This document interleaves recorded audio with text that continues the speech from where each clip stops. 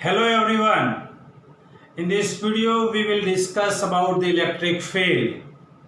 जैसे कि हमारे प्रीवियस वीडियो में हमने डिस्कशन की थी इलेक्ट्रिक चार्ज, इलेक्ट्रिक फोर्स के बारे में।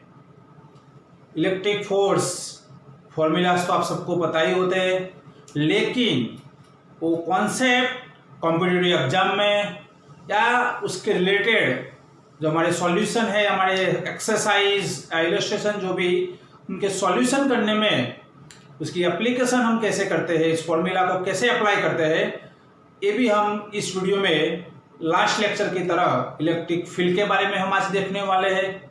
तो इलेक्ट्रिक फील्ड जैसे कि मैग्नेट की मैग्नेटिक फील्ड होती है, ग्रेविटेशन की ग्रेविटेशनल फील्ड होती है, वैसे ही कोई चार्ज हो तो चार्ज की खुद के उसके आसपास इलेक्ट्रिक फील्ड होती है, जिसके बारे में डिटेल में हमने डिस्कशन हमारे प्रीवियस वीडियोस में आप देख सकते हो। आज हम वो इलेक्ट्रिक फील्ड के जो फॉर्मूलास है, वो फॉर्मूलास हम कैसे उसका अप्लाई करेंगे, how to solve the MCQs using the formulas of electric field, वो आज हम देखने वाले हैं, उसके कॉन्सेप्ट देखने वाले हैं। तो इलेक्ट्रिक फील्ड सबसे पहले हम देखेंगे electric field for point charge. मानो कि कोई क्यू चार्ज है, तो क्यू चार्ज से आर जितने डिस्टेंस पे इलेक्ट्रिक फील्ड क्या होगी। इलेक्ट्रिक फील्ड मैंने जैसे आपको पहले ही बताया कि चार्ज पार्टिकल उसके आसपास एक इनविजिबल फील्ड प्रोड्यूस करता है, जिसकी वजह से फोर्स लगेगा दूसरे चार्ज पे, तो उसको बोलते हैं हम इलेक्ट्रिक फील्ड। जैसे कि हमारे प्रीवियस वीडियो में आपको मैंने बताया था इलेक्ट्रिक फील्ड के बारे में कि जैसे डॉन होता है, तो डॉन के आसपास के इलाके में उसकी खुद की मतलब एक दाग होती है, उसकी खुद की एक इफेक्ट होती है। मतलब डॉन हिंदी पिक्चर में आप देखते ही वो बोलते हैं ना, अपुन का इलाका है। डॉन तो होता है मतलब अपनी जगह पे ही बैठा होता है या अपना जो भी अड्डा होता है, लेकिन उसके आसपास में जैसे उसकी खुद की इफेक्ट होती है, वैसे ही चार्ज में होता है। चार्ज हमारे पिक्चर का डॉन है, तो चार्ज भी उसके आसपास उसकी खुद की एक इफेक्ट प्रोड्यूस करता है। उस रीजन में यदि कोई दूसरा चार्ज आया तो उस पर फोर्स लगेगा according to the types of charge. तो इलेक्ट्रिक फील्ड यहाँ पे आप देख सकते हो कि इलेक्ट्रिक चार्ज Q से R जितने डिस्टेंस पे कोई पॉइंट P है, तो उस पॉइंट P पे इलेक्ट्रिक फील्ड कितनी होगी। तो electric field is called E and formula is KQ by R square. This is the basic formula of electric field. It is called electric field for point charge KQ by R square. K की जगह 1/4πε0 भी आप लिख सकते हो, वो भी उसका सेकंड फॉर्म है Q/4πε0 R स्क्वायर। मतलब फोर्स के टर्म में इलेक्ट्रिक फील्ड की फॉर्मूला क्या होगी। तो electric field is defined as force acting on unit positive charge। Q charge पे F जितना फोर्स लग रहा है, तो उसकी इलेक्ट्रिक फील्ड डिफाइन की जाती है F बाय Q से। आपको बता दूं एक capital Q and A small q में फर्क क्या है, तो इतना याद रखना। जो चार्ज इलेक्ट्रिक फील्ड प्रोड्यूस कर रहा है, जो सोर्स है मतलब जो खुद प्रोड्यूस कर रहा है ना, वो इस फॉर्मूला में आएगा KQ बाय R स्क्वायर में। ये Q जो कैपिटल Q स्मॉल q से कुछ लेना देना नहीं है। इलेक्ट्रिक फील्ड के फॉर्मूला में KQ बाय R स्क्वायर में Q कौन सा आएगा, तो जो खुद इलेक्ट्रिक फील्ड प्रोड्यूस करता है, और F बाय Q में A कौन सा Q, तो जिसपे फोर्स लगेगा। तो दो तरीके के चार्ज होते हैं, एक होता है जो खुद इलेक्ट्रिक फील्ड प्रोड्यूस करता है, उसको बोलते हैं हम सोर्स चार्ज, और जिस पे फोर्स लगता है और जो इलेक्ट्रिक फील्ड उस पॉइंट पे कितनी है वो फाइंड करने के लिए हम एक दूसरा चार्ज यहाँ पे अप्लाई करते हैं, उसको बोलते हैं हम टेस्ट चार्ज। तो चार्ज यहाँ पे दो तरीके के आपने यहाँ पे देख लिया फिर से एक बार कि Q बाय R स्क्वायर में जो भी Q आएगा इस इज कॉल्ड सोर्स चार्ज, जो खुद इलेक्ट्रिक फील्ड प्रोड्यूस करेगा, और स्मॉल q को बोलते हैं test charge. And you know that test charge should be minimum as possible, बहुत ही छोटा होना चाहिए। अब हम यहाँ पे इलेक्ट्रिक फील्ड के एक Q बाय आर स्क्वायर का फॉर्मूला है, F/Q है, उसके हम एप्लीकेशन मतलब कहाँ पे उसके फॉर्मूला कैसे फाइंड करना है। जैसे कि दो चार्ज है, एक चार्ज के लिए तो मैंने बोल दिया कि Q बाय आर स्क्वायर। अब बात करूँ मैं दो चार्ज की, तो मानो कि दो चार्ज है, दोनों चार्ज सेम है Q1 Q। आपको पूछा जाए कि eight which point electric field is zero, कौन से पॉइंट पे इलेक्ट्रिक फील्ड जीरो होगी। तो अब सिंपल सा क्वेश्चन है, आप बता सकते हो, सबको पता होगा कि इलेक्ट्रिक फील्ड जीरो करनी है, मतलब कोई भी पॉइंट पे उसको जीरो करना है, ये तो इलेक्ट्रिक फील्ड क्यू भी प्रोड्यूस करेगा, दूसरी इलेक्ट्रिक फील्ड ए वाला क्यू भी प्रोड्यूस करेगा। तो जब दोनों फील्ड आमने सामने आएगी तभी जीरो होगी। तो सेम चार्ज हो, तो सेम चार्ज के लिए कौन सा पॉइंट होगा, मिडिल पॉइंट। इस पॉइंट पे इसकी इलेक्ट्रिक फील्ड E1, इसकी electric field E2, but charge same है सेंटर पे, तो डिस्टेंस भी सेम होगा दोनों का। तो यहां पे इलेक्ट्रिक फील्ड क्या हो जाएगी, जीरो। तो दोनों चार्ज सेम हो तो मिडिल पॉइंट पे इलेक्ट्रिक फील्ड जीरो हो जाएगी। यदि एक चार्ज प्लस है और दूसरा चार्ज माइनस है तो याद रखना सेंटर पे कभी भी इलेक्ट्रिक फील्ड जीरो नहीं होगी, मतलब दोनों की एडिशन जैसे होगी। अब यहाँ पे तो सेम चार्ज थे, अब दोनों चार्ज डिफरेंट है। मानो कोई एक चार्ज Q1 ले लो, दूसरा चार्ज Q2 ले लो, दोनों डिफरेंट मैंने चार्ज लिए थे, और आपको पूछा गया कि इस पॉइंट पे पॉइंट P पे इलेक्ट्रिक फील्ड फाइंड करो। इलेक्ट्रिक फील्ड फाइंड करो, मैं जो भी बोल रहा हूं वर्ड्स पे ध्यान देना। Find out the electric field at point P।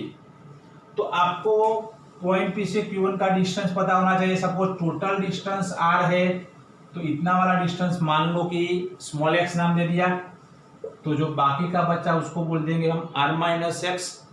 अब इसकी फील्ड E1 इस तरफ, दूसरे की फील्ड E2 ऑपोजिट। बताओ मुझे, दोनों की फील्ड इस पॉइंट पे ऑपोजिट आएगी तो क्या करेंगे, रिजल्टेंट इलेक्ट्रिक फील्ड मतलब electric field at point P पे फाइंड करने के लिए हम क्या करेंगे, E1 प्लस E2 करेंगे या E1 माइनस E2 अपोजिट।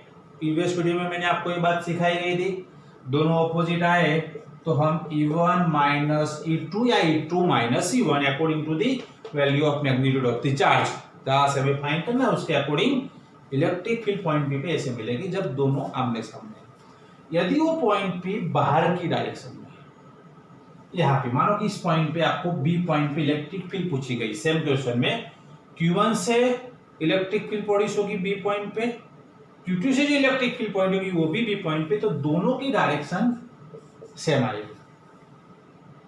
तो सेम डायरेक्शन के लिए हम क्या करेंगे, बस हमें डिस्टेंस चाहिए Q1 से लेके B तक का, तो Q बाय आर स्क्वायर, बड़ी वाला डिस्टेंस चाहिए तो Q बाय आर स्क्वायर, मतलब जो भी डिस्टेंस हो directly we can add them. तो यहाँ पे एक ही डायरेक्शन में इलेक्ट्रिक फील्ड आ जाएगी E1 प्लस E2। जैसे कि हमने फोर्स में ये चीज बताई थी वैसे इलेक्ट्रिक फील्ड में भी एप्लीकेबल होती है। फोर्स में सिर्फ फर्क इतना था, पॉइंट की जगह यहाँ पे कोई चार्ज रखते थे, इस चार्ज पे लगने वाला फोर्स यहाँ पे चार्ज नहीं होता है, कोई पॉइंट पे इलेक्ट्रिक फील्ड कितनी होगी वो ऐसे हम फाइंड कर सकते हैं। उसके रिलेटेड चलो एक एग्जांपल मैं आपको बताता हूं। मानो कि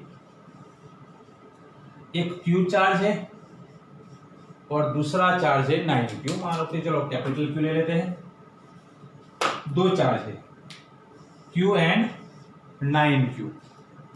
the distance between them is, मान के चलो कि 20 सेंटीमीटर डिस्टेंस है दोनों के बीच का। And what is the question, at which point electric field E is equal to 0, कौन से पॉइंट पे और Q से कितने डिस्टेंस पे इलेक्ट्रिक फील्ड 0 होगी, ऐसा क्वेश्चन पूछा गया है। दोनों चार्ज पॉजिटिव, तो याद रखना इलेक्ट्रिक फील्ड, दोनों चार्ज पॉजिटिव है तो इलेक्ट्रिक फील्ड बीच में ही 0 आएगी। यदि एक चार्ज या दोनों चार्ज नेगेटिव तो भी मतलब बीच में, मतलब दोनों के बीच में जो चार्ज कम मैग्नीट्यूड वाला होगा ना उसके पास में आएगी। मिडिल पे तभी आएगी जब दोनों की वैल्यू सेम हो, वरना यहाँ पे तो आपको पता होगा कि Q है, दूसरा 9Q है, तो मिड पॉइंट पे इलेक्ट्रिक फील्ड जीरो नहीं होने वाली है। तो कौन सा पॉइंट ऐसा होगा कि जहां पे रिजल्टेंट फील्ड जीरो होगी? तो जिसका मैग्नीट्यूड कम होगा उसके पास में हम एज्यूम करेंगे कि सपोज यहां से लेके x जितने डिस्टेंस पे कोई पॉइंट P है, उस पॉइंट P पे इलेक्ट्रिक फील्ड हमें इस पॉइंट P पे electric field equal to zero prove करनी है। तो पॉइंट पे जब इलेक्ट्रिक फील्ड जीरो हमें डिफाइन करनी है तो x फाइंड करना है। जैसे आगे बताया मैंने, इसकी electric field total resultant electric field at point P is equal to, तो Q की जगह Q की वजह से जो इलेक्ट्रिक फील्ड प्रोड्यूस होगी उसको नाम दे देते हैं हम E1, और 9Q की वजह से जो इलेक्ट्रिक फील्ड प्रोड्यूस होगी उसको नाम दे देंगे हम E2। इसकी इलेक्ट्रिक फील्ड इस तरह, कोई एक को प्लस बोल दो, कोई एक को माइनस बोल दो, कोई फर्क नहीं पड़ेगा। यहाँ पे E1 minus E2 is equal to EP। यदि EP फाइंड करनी होती, यहाँ पे डिस्टेंस दिया होता तो हमें देखना पड़ता कि किसकी वैल्यू ज्यादा है मैग्नीट्यूड के according. But what is the condition? EP equal to zero, तो here we put EP is equal to zero. चलो E1 इस पॉइंट P के लिए Q की वजह से इस पॉइंट पे इलेक्ट्रिक फील्ड, तो आपको पता होगी कि Q by x square minus 9Q की वजह से P पे कितनी इलेक्ट्रिक फील्ड होगी, तो K 9Q बाय डिस्टेंस कितना बचेगा, तो ये डिस्टेंस से x है तो बाकी का डिस्टेंस हो जाएगा 20 माइनस x का होल स्क्वायर। अब उसको सॉल्व करते हैं हम कि electric field, resultant electric field हमें फाइंड करनी है इस पॉइंट पे, सॉरी x फाइंड करना है, रिजल्टेंट इलेक्ट्रिक फील्ड तो जीरो है कंडीशन में, तो माइनस वाला टर्म इस तरफ हम लाएंगे कि Q by x square equal to K into 9Q by 20 minus x का होल स्क्वायर। आप खुद भी सॉल्व कर सकते हो x क्या आएगा डायरेक्टली, फिर भी आप देख लो K कैंसल, Q कैंसल, तो यहाँ पे बचेगा क्या 1 by x square equal to 9 by 20 minus x का whole square, 20 minus x by x का whole square equal to 9, taking the under root, 20 minus x by x equal to 9, square सामने जाएगा, 9 का अंडर रूट 3, एक्स को multiply करो, 20 minus x is equal to 3x, minus x सामने गया, 20 is equal to 4x, hence x is equal to 5, unit है 20 का centimetre, तो आंसर आया 5 सेंटीमीटर। तो इस पॉइंट पे दोनों चार्ज पॉजिटिव थे, इसलिए वो पॉइंट हमने बीच में लिया।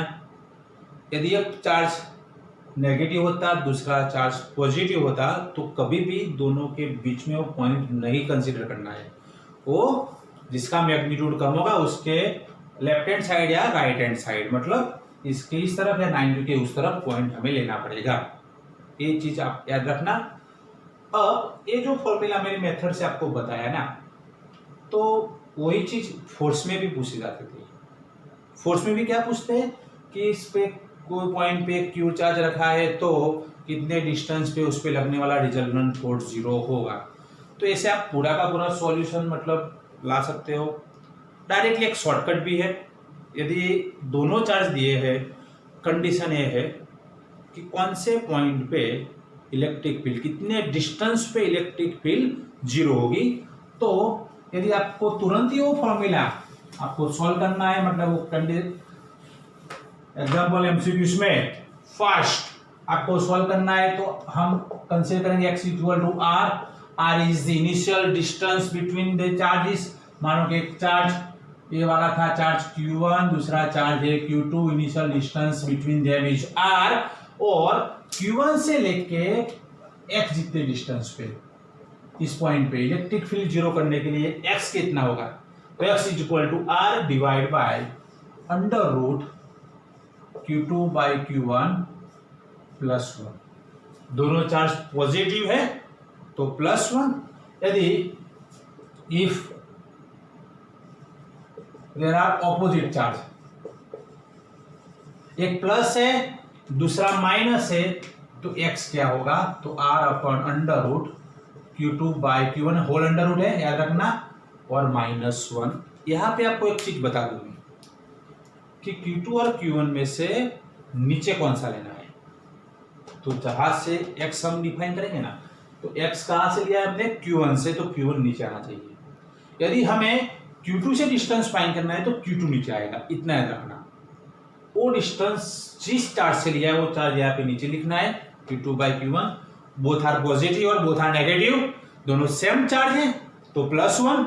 यदि एक प्लस है दूसरा माइनस है, तो ये वाले फॉर्मूले में -1। देखो आगे वाला जो सम था यहाँ पे कौन सा था, फिर से याद करवा दो आपको कि एक था Q, दूसरा था 9Q, डिस्टेंस था 20 सेंटीमीटर। कौन से पॉइंट पे इलेक्ट्रिक फील्ड 0 होगी, तो अकॉर्डिंग टू दिस फॉर्मूला दोनों प्लस है तो कौन सा वाला आएगा, दोनों प्लस दोनों माइनस तो ऊपर वाला।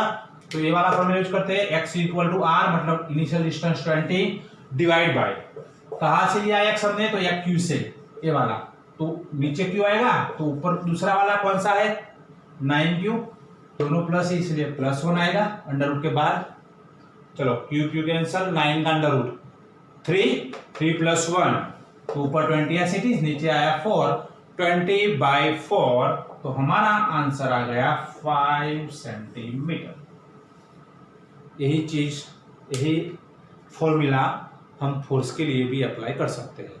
मतलब जहां पे E प्रोपोर्शनल टू 1/2, दोनों साइड Q तो वैसे भी कैंसिल होने वाला था, तो फोर्स 0 दिया गया है या इलेक्ट्रिक फील्ड 0 पूछी गई है, वो डिस्टेंस फाइंड करना है, तो हम ये वाला फॉर्मूला डायरेक्टली यूज कर सकते हैं।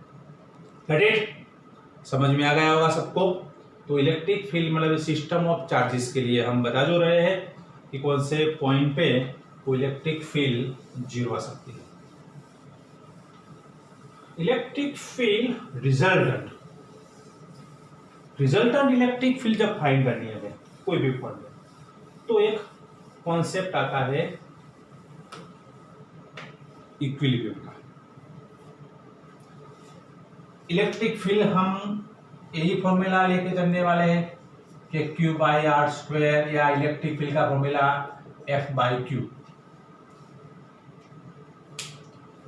मानो कि कोई एक पार्टिकल है जिसका मास है m। अब पार्टिकल को जैसे कि हम फ्री फॉल करवाएंगे, उसको छोड़ देंगे, तो क्या होगा, पार्टिकल जिसका मास है में, मानो कि पेन है, सिर्फ मास इसका है, उसको मैं छोड़ दूंगा तो पेन कहां पे जाने वाली है, नीचे। ट्यूब तो सबको पता है कि उस पे ग्रेविटेशनल फोर्स लगता है mg, अकॉर्डिंग टू mg वो नीचे जाएगा। बट यदि वो चार्ज पार्टिकल है और मैंने उसको इलेक्ट्रिक फील्ड में ऐसे रखा गया है कि इलेक्ट्रिक फील्ड उस पे अपवर्ड डायरेक्शन में लग रही है, उस पे ये पार्टिकल का चार्ज Q है, तो पार्टिकल का चार्ज Q है ना, तो उस पे फोर्स जो लगेगा अपवर्ड डायरेक्शन में। मतलब ये चीज याद रखो कि +Q चार्ज इलेक्ट्रिक फील्ड यदि इस डायरेक्शन में है तो उसका फोर्स भी इलेक्ट्रिक फील्ड की डायरेक्शन में ही आएगा। यदि चार्ज नेगेटिव है, इलेक्ट्रिक फील्ड इस डायरेक्शन में है, तो उस पे लगने वाला force, the force acts opposite to the electric field.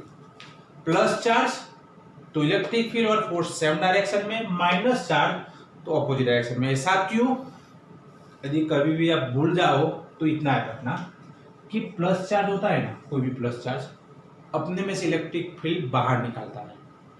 Plus charge में से वो भी आपको पता होगी इलेक्ट्रिक फील्ड लाइंस की जो कैरेक्टरिस्टिक थी, electric field line origin from the positive charge and ends on negative charge. यदि माइनस चार्ज है तो इलेक्ट्रिक फील्ड लाइन अंदर की ओर आती है। तो यहाँ पे इलेक्ट्रिक फील्ड लाइन जहां से निकलेगी वहां पे प्लस होगा। तो यहाँ पे सपोज ये इलेक्ट्रिक फील्ड लाइन ये डायरेक्शन में जा रही है, तो जो ये है कि उसकी जो पूछ है ना, जो टेल है, वहां पे हमें प्लस होगा, यही एज्यूम करना है। और जो इसका हेड है ना, जो डायरेक्शन में आगे जा रहा है, तो यहाँ पे माइनस एज्यूम कर देना है। फिर से एक बार, यदि मैंने इलेक्ट्रिक फील्ड आपको ऐसे ड्रॉ करके बताइए तो बोलो कहां पे प्लस होगा, कहां पे माइनस होगा। तो इस पे प्लस होगा, इस पे माइनस होगा। अब मैं यहाँ पे क्यू चार्ज रखूं, कोई प्लस क्यू चार्ज, तो बता सकते हो प्लस क्यू चार्ज कौन से डायरेक्शन में जाएगा? प्लस प्लस के बीच में तो रिपल्सन, तो कहाँ पे जाने वाला है वो? क्यू चार्ज जाएगा ऊपर, मतलब उस पर फोर्स ऊपर कैसे लगेगा, इसीलिए आप देख सकते हो कि फोर्स की डायरेक्शन और फील्ड की डायरेक्शन सेम मिली, जो मैंने अभी बताई आपको। ऑपोजिट चार्ज है, माइनस क्यू चार्ज है मानो कि, तो माइनस प्लस के बीच में अट्रैक्शन, तो कहाँ रहेगा? नीचे। इसलिए इलेक्ट्रॉन्स, प्रोटॉन्स, ऐसे कई सारे क्वेश्चन पूछते हैं कि when electric field in upward direction, ये proton is free from the negligible mass है, मतलब इलेक्ट्रिक फील्ड की वैल्यू मान लो कि उसके वेट से बहुत ज्यादा है, फ्री फ्लो करवाते हैं, तो प्रोटॉन कहाँ पे जाएगा? इलेक्ट्रिक फील्ड अपवर्ड डायरेक्शन में, प्रोटॉन को छोड़ देते हैं, तो प्रोटॉन कहाँ पे जाएगा? तो इलेक्ट्रिक फील्ड के डायरेक्शन में, क्योंकि उसका चार्ज क्या है? पॉजिटिव। इलेक्ट्रॉन अपोजिट डायरेक्शन में, क्योंकि उसका चार्ज क्या होता है इलेक्ट्रॉन का? नेगेटिव। ये थ्योरेटिकल भी क्वेश्चन मतलब आते हैं कॉम्पिटिटिव एग्जाम में, वो आपको याद रखना है। वापिस आ जाओ यहाँ पे, हम यहाँ पे देख लेते हो कि अब बॉडी का मास m नेग्लिजिबल नहीं है, मानो कि पार्टिकल का मास m है, उस पर वेट फोर्स लग रहा है mg, इतना वेट फोर्स mg लगेगा तो नीचे की ओर गिरने वाला है। बट इलेक्ट्रिक फील्ड जब नीचे से ऊपर की डायरेक्शन में इलेक्ट्रिक फील्ड अप्लाई की है और उसको इक्विलिब्रियम में हमने बोल दिया है ना, तो इन इक्विलिब्रियम कंडीशन क्या होगा? जितना फोर्स नीचे लग रहा है जिसकी वजह से, उतना ही फोर्स कोई दूसरी वजह मतलब इलेक्ट्रिक फील्ड की वजह से ऊपर की डायरेक्शन में लग रहा है। तो यहाँ पे हम लिख सकते हैं in equilibrium condition mg is equal to QE, get it? क्योंकि ऊपर वाला रिजल्टेंट फोर्स 0, तो दोनों ऑपोजिट मतलब माइनस करेंगे तो mg इक्वल टू QE। इसे हम डायरेक्टली उसके रिलेटेड होता है। ये तो बात थी इक्विलिब्रियम की, बट कई बार इक्विलिब्रियम मतलब इक्विलिब्रियम आपको पता होगा कि स्टेबल इक्विलिब्रियम होता है, अनस्टेबल इक्विलिब्रियम, न्यूट्रल इक्विलिब्रियम। तो इक्विलिब्रियम में ये चीज आपको बता दूंगा कि यहाँ पे चार्ज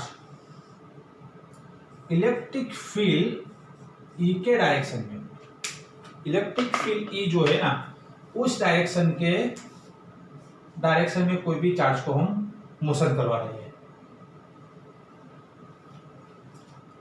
तो सबसे पहले आपको पूछे कि उसकी वेलोसिटी, उसका मोमेंटम, उसकी काइनेटिक एनर्जी फाइंड करो, बट कंडीशन दी गई होगी initially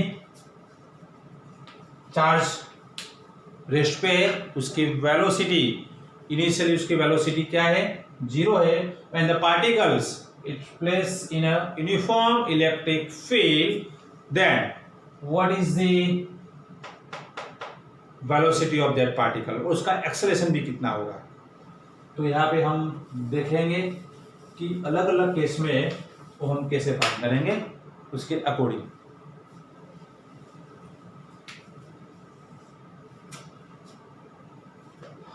F is equal to ma and F is equal to QE। यहाँ पे जो पार्टिकल जा रहा है उसका फोर्स ma और उस पर जो पुट लगेगा QE, मतलब तो उस कंडीशन में उसका एक्सेलरेशन हो जाएगा ma is equal to QE के according a equal to QE by m। कोई भी पार्टिकल जो चार्ज उसका Q है, मास उसका m है, उसको इलेक्ट्रिक फील्ड में रखते हैं, तो due to electric field the acceleration, जिसे याद रखना है एक्सेलरेशन सिर्फ और सिर्फ इलेक्ट्रिक फील्ड की वजह से मिलता है, QE by m। Acceleration carrying by the charge due to electric field, QE by m।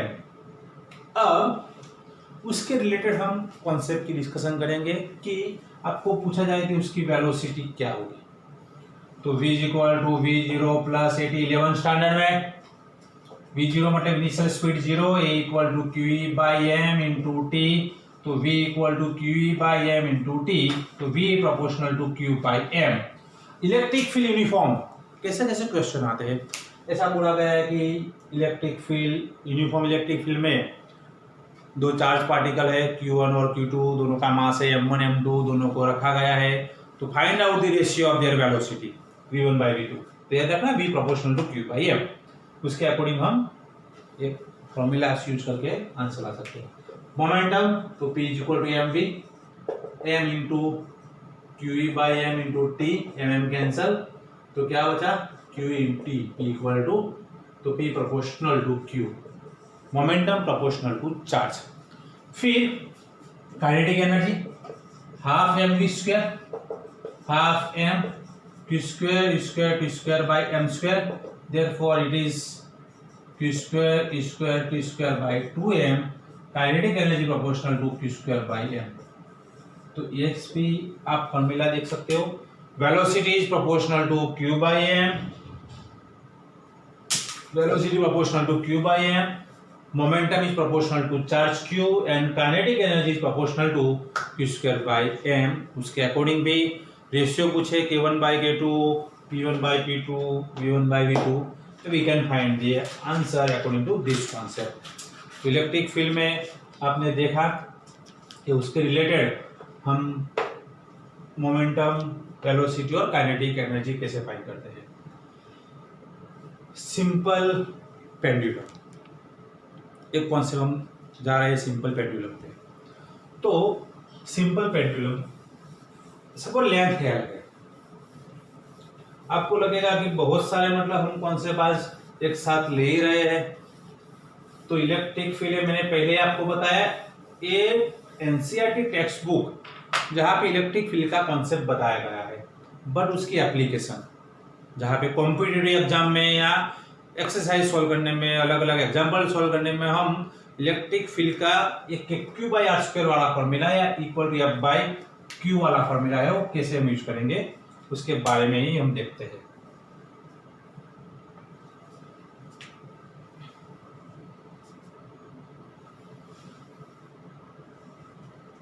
Simple pendulum में मतलब ऐसे ऑसिलेशन हो रहा है उसका, मानो ना, तो टाइम पीरियड क्या होगा उसका,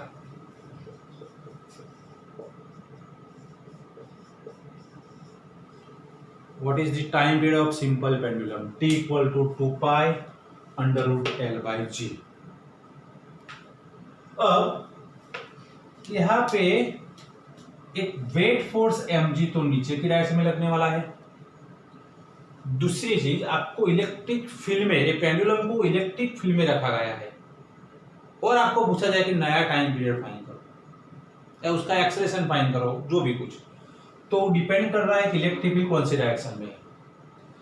मानो कि इलेक्ट्रिक फील्ड, पहले केस 1 कि ये पेंडुलम का सिर्फ मैं यहाँ पे स्फीयर ही ड्रॉ करता हूं, तो इलेक्ट्रिक फील्ड ऊपर से नीचे, mg तो नीचे ही लग रहा है, तो इलेक्ट्रिक फील्ड की वजह से जो फोर्स लगेगा उसको बोलेंगे QE और है mg, तो यहाँ पे टोटल फोर्स क्या हो जाएगा mg प्लस QE। बट यहाँ पे जो g है ना, ग्रेविटेशनल एक्सेलरेशन, क्योंकि लेंथ चेंज होने वाली नहीं है, 2 पाई चेंज होने वाला नहीं है, तो जो भी चेंज होगा वो एक्सेलरेशन चेंज होगा। तो हम रिजल्टेंट जी के बारे में डिस्कशन करेंगे। तो यहाँ पे इसका एक्सेलरेशन फाइंड करना है तो डिवाइड बाय m करना पड़ेगा, क्योंकि आगे भी देखा हमने acceleration equal to QE by m और ये हुआ g। तो व्हाट इज द रिजल्टेंट, तो g डैश, जो रिजल्टेंट एक्सेलरेशन है यहाँ पे हमें जो g डैश की वैल्यू जो डालनी है वो कितनी होगी, तो दोनों सेम डायरेक्शन में आई, तो equal to g plus QE by m, directly addition.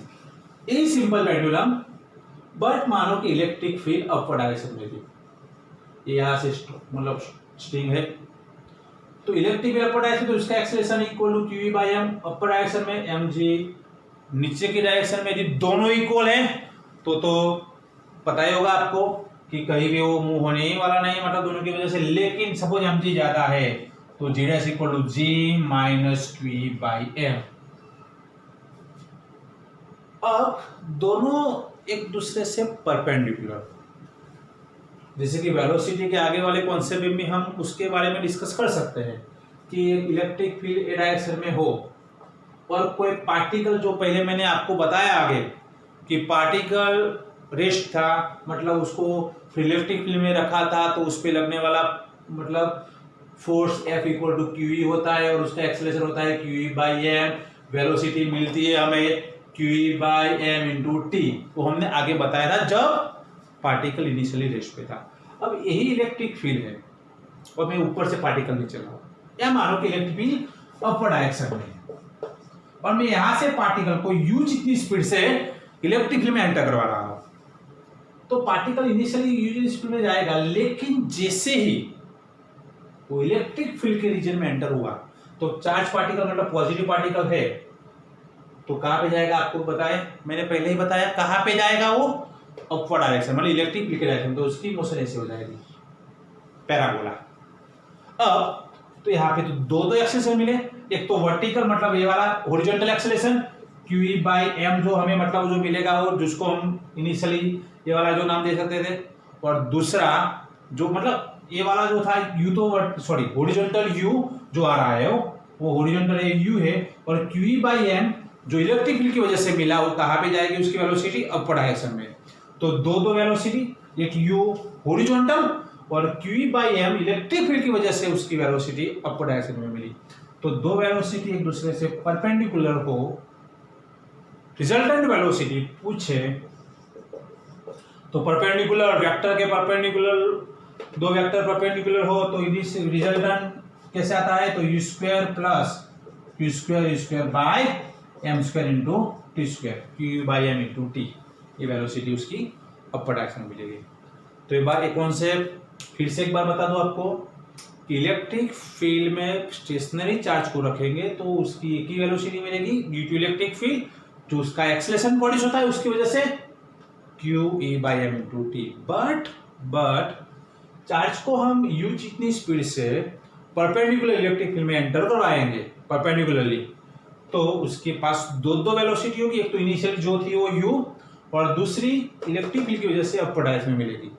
तो यहाँ पे रिजल्टेंट फाइंड करने के लिए हम क्या करेंगे, under square plus Q square by m square into T square. चलो यही कॉन्सेप्ट हम यूज करने वाले हैं पेंडुलम में।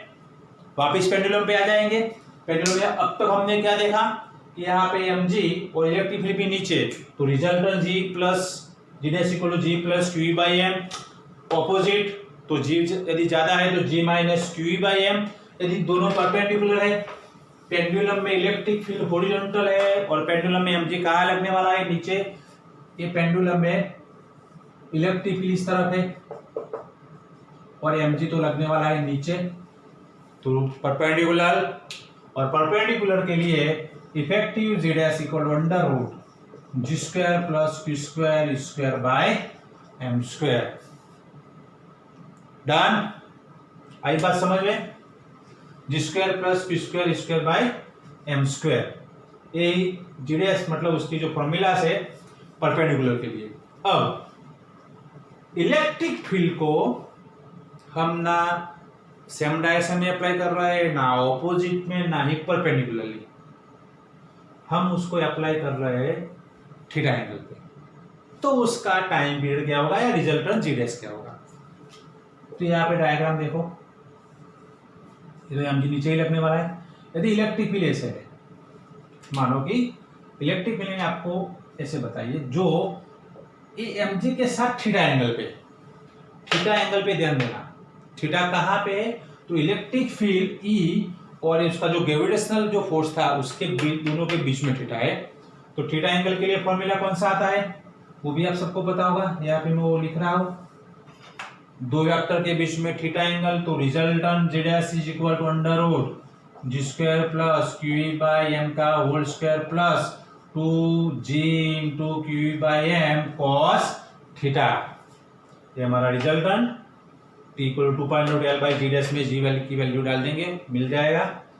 बट कई बार इस थीटा की डायरेक्शन चेंज करते थे। थीटा यहाँ पे मैंने mg के साथ लिया, उसकी जगह ये थीटा मतलब वर्टिकल कोई लाइन है, मतलब मानो कि ये पेंडुलम ऐसे वर्टिकली ड्रॉ किया होता और ये थीटा ऐसे दिया है।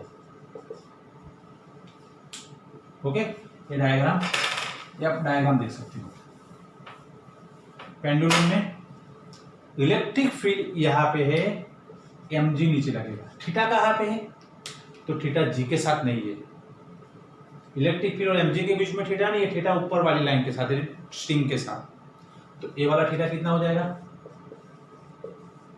180 माइनस थीटा, कुछ ज्यादा मतलब उतना कंफ्यूज मत हो, सिर्फ थीटा यहाँ पे E और mg के बीच का लेना है।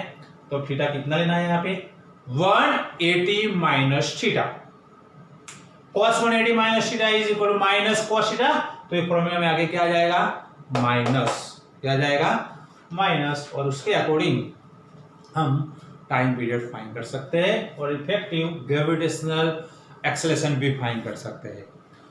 तो यहाँ पे टाइम पीरियड की बात की, एक डिस्कशन और भी मैं ले जाने जा रहा हूँ आपको, टेंशन, स्ट्रिंग पे कितना टेंशन फोर्स लगेगा वो टेंशन फाइंड करो।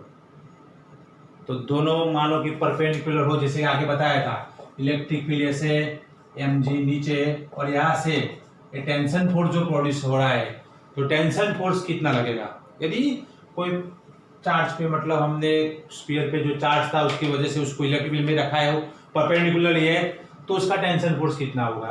तो ये टी याद रखना, टेंशन फोर्स की मैं बात कर रहा हूँ, टाइम पीरियड नहीं है।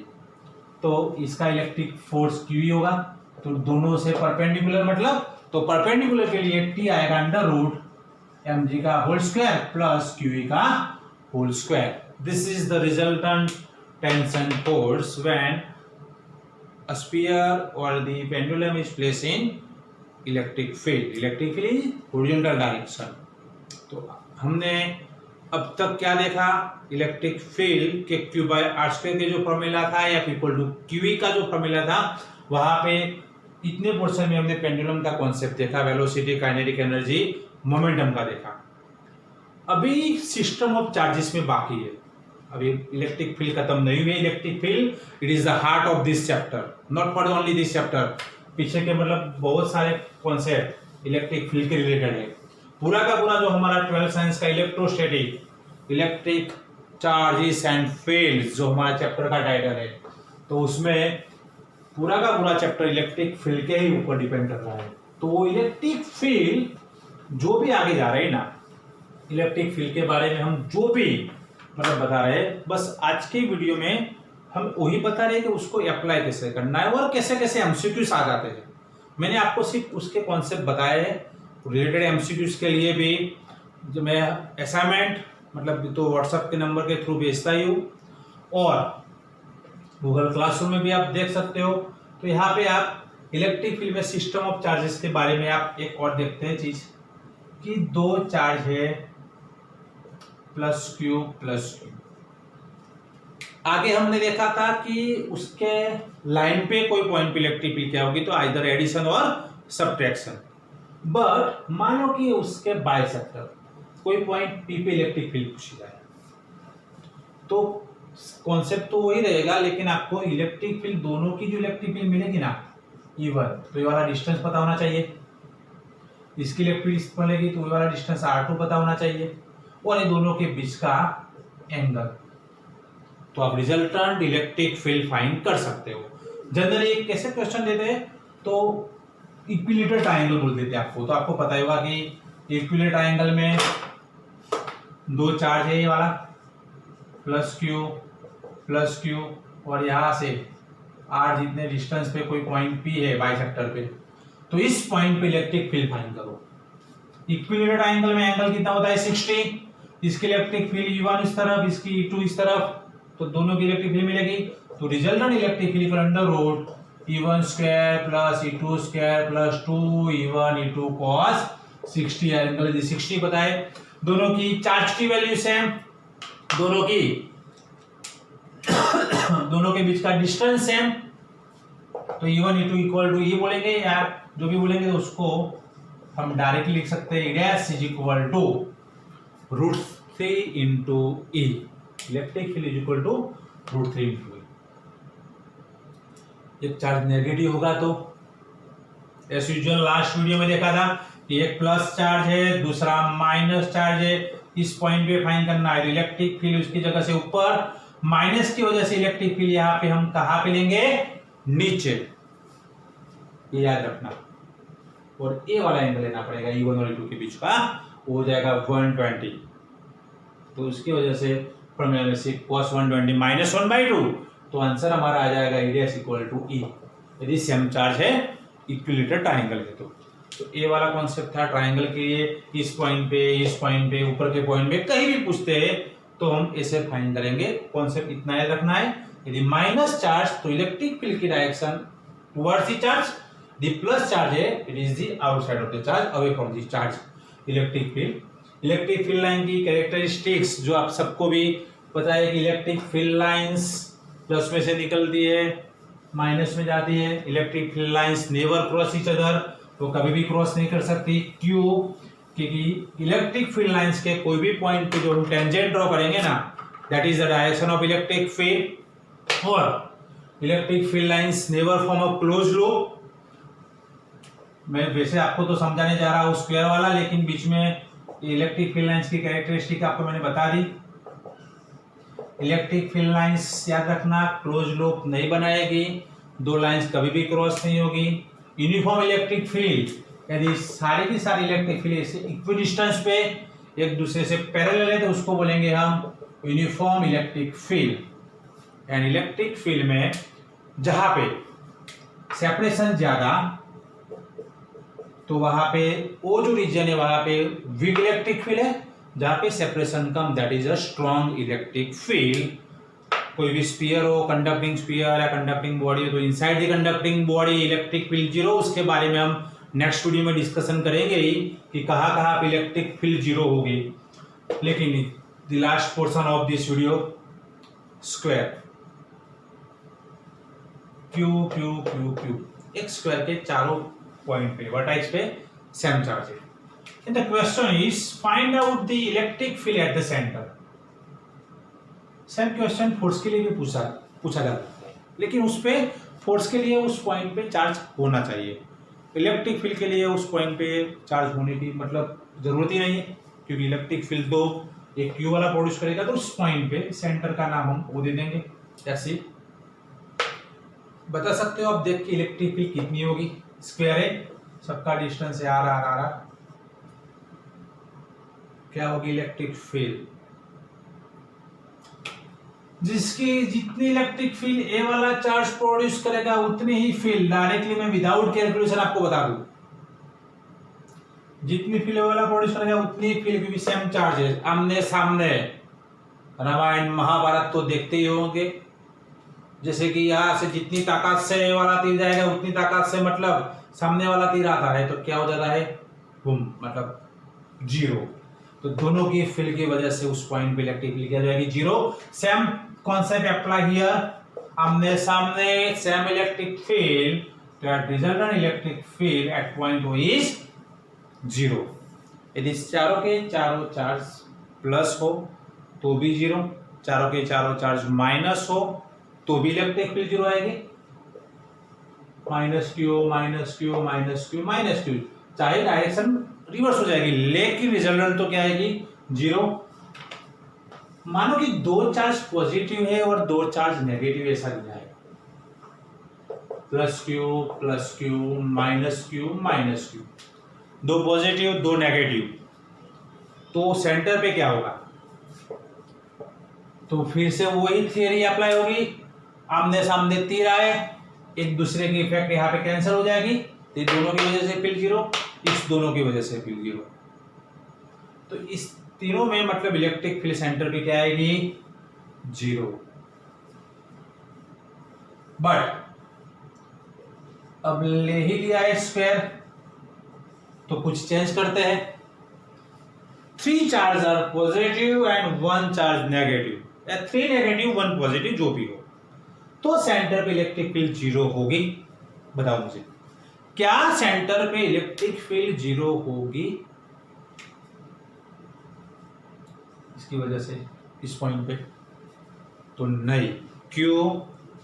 क्योंकि ए वाला क्यू इस वाले क्यू को तो काट रहा है, मतलब उसके तीर आमने सामने आए तो इस दोनों की इफेक्ट तो जीरो हो गई, लेकिन ये प्लस की इलेक्ट्रिक फील्ड इस तरफ जाएगी और माइनस की इलेक्ट्रिक फील्ड मैंने आगे बताया रिवर्स हो जाती है। तो इस पॉइंट पे दोनों तीर आमने सामने नहीं आई, वो तो एक ही डायरेक्शन में जा रहा है, तो इलेक्ट्रिक फील्ड जीरो होगी नहीं। वो हम एक ही डायरेक्शन के लिए यदि ये वाला डिस्टेंस आर है तो बता सकते हो इतना डिस्टेंस कितना होता है। ये डिस्टेंस की वैल्यू मतलब हम पाइथागोरस से फाइंड कर सकते हैं ना, स्क्वायर है तो इतना डिस्टेंस आर, तो डिस्टेंस होता है r√2, तो हाफ डिस्टेंस कितना, तो r/√2, हाफ डिस्टेंस हो जाएगा r/√2, और डिस्टेंस पता है तो इलेक्ट्रिक फील्ड की value k q by r square, r by root two का होल स्क्वायर मतलब आर स्क्वायर बाई टू, तो equal to k q by r square. इसकी भी वजह से equal to two k q by r square, दोनों same direction में, तो रिजल्टेंट इलेक्ट्रिक फील्ड मिल जाएगी, दोनों का एडिशन सेम डायरेक्शन, तो 4 k q by r square. तो हमें आंसर मिलेगा जब दोनों फेल, मतलब एक ही डायरेक्शन में तो addition minus q plus q हो, तो चारों में ऐसा हो, मानो अभी भी एक है plus Q minus q plus Q minus Q, तो क्या हो जाएगा, एक टोटल है plus Q minus Q minus Q, तो इसकी वजह से इलेक्ट्रिक फील्ड कितनी मिलेगी।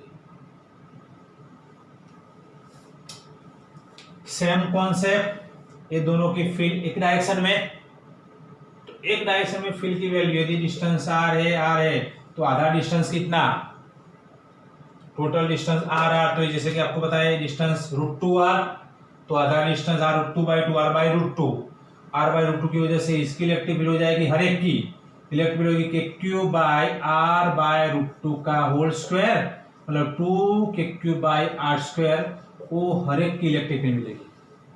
This is electric field of every charge, but चारों की एडिशन आप एक साथ नहीं कर सकते। यदि आपने बोला कि यार हर एक की 2 k q by r square, तो 2 k Q plus 2 k Q plus 2 k Q plus 2 k Q, आप बोलोगे कि 8 के क्यू बाई आर स्क्वायर, तो गलत है। क्यों गलत है? इस दोनों की फील्ड सेम डायरेक्शन में मिली, इसलिए इस दोनों का एडिशन हो सकता है, इसलिए दोनों की एडिशन हो तो उसकी इलेक्ट्रिक फील्ड, ये दोनों की उसका इवन नाम दे दूंगे, तो 2 plus 2 4 k q by r square, equation number 1। एक रिजल्टेंट इलेक्ट्रिक फील्ड इस डायरेक्शन में, इस दोनों की इलेक्ट्रिक फील्ड इसकी इस तरफ, इसकी भी इस तरफ, तो इसकी भी इलेक्ट्रिक फील्ड E2 नाम दे दूं तो भी हो जाएगी 4 k q by r square E2, ये इलेक्ट्रिक फील्ड इस डायरेक्शन में।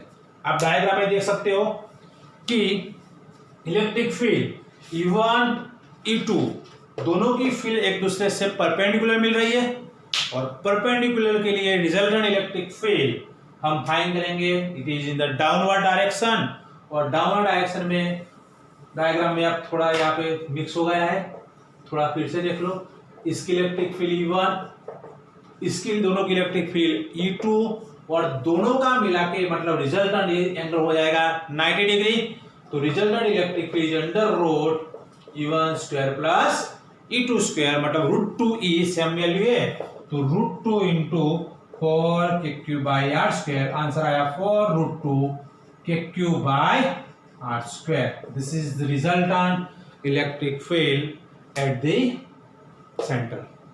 उस पॉइंट पे इलेक्ट्रिक फील्ड ऐसे हम फाइंड कर सकते हैं। तो स्क्वायर में भी आपने अलग अलग डिफरेंट केस देखा, सब में तो मैं ध्यान रखो, भले ही आपको मैं अलग अलग सम दे रहा हूँ, लेकिन कॉन्सेप्ट तो वही वाला पुराना यूज कर रहा हूँ कि same direction, addition, opposite direction, subtraction, perpendicular, E1 square plus E2 square और theta angle, E1 square plus E2 square plus 2E1 E2 cos theta. समझना वही है कि कौन से चार्ज की इलेक्ट्रिक फील्ड कौन सी डायरेक्शन में आएगी। चलो उसका एक लास्ट सम मैं आपको दे रहा हूँ, उसके बाद उसके असाइनमेंट्स आप सॉल्व कर सकते हो डिफरेंट बुक में से। यहाँ पे एक सर्कल पे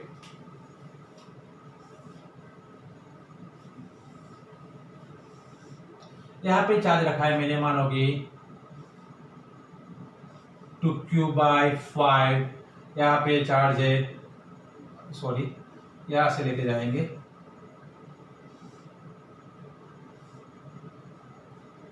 इसका चार्ज में मानो कि इसका चार्ज आपको मैं दे देता हूं कि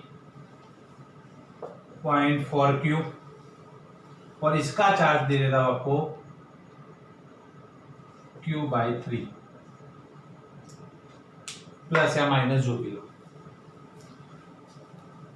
आपको पूछे कि सेंटर पे रिजल्टेंट इलेक्ट्रिक फील्ड फाइंड करो, डिस्टेंस r फेस मतलब उसकी रेडियस r है, और find out the electric field at this centre. Electric field centre पे कितनी होगी।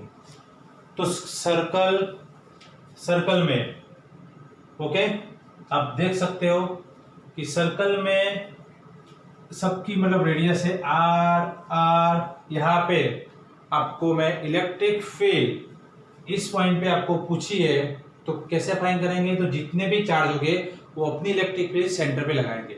चलो इसकी इलेक्ट्रिक फील्ड कितनी होगी E1, इसको E1 नाम दे दूं तो K 0.4Q बाई r²। कौन सी डायरेक्शन में, वो डायरेक्शन साथ में देखनी है, अपर डायरेक्शन। चलो ऊपर वाले की इलेक्ट्रिक फील्ड E2 के उसकी वैल्यू है 2Q बाई 5 अपन डिस्टेंस तो वही यार r²।